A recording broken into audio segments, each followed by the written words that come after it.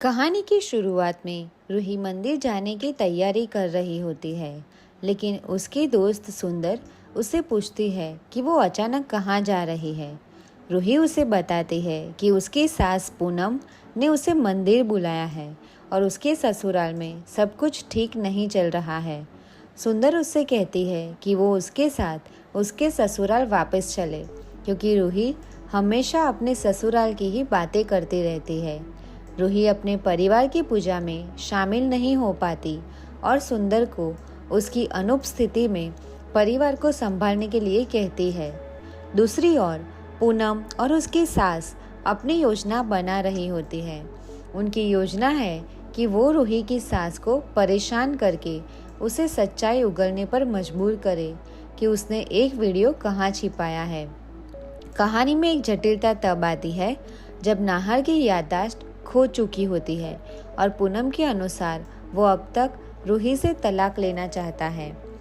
कहानी में एक अन्य मोड़ तब आता है जब पूनम और उसकी सास अपने पड़ोसियों को मिलाकर एक योजना बनाती है ताकि रूही को फंसाया जा सके।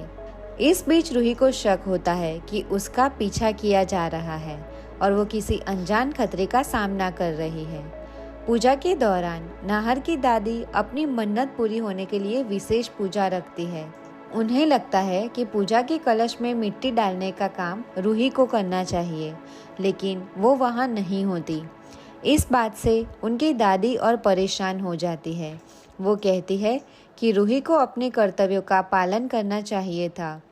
हालांकि रूही छिपते हुए वहाँ पहुँच जाती है और कलश में मिट्टी डालने का काम पूरा करती है।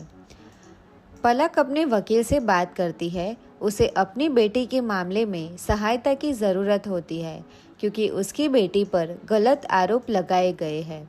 वकील उसे बताता है कि सबूतों के अभाव में उसकी बेटी को आसानी से बेल नहीं मिलेगी।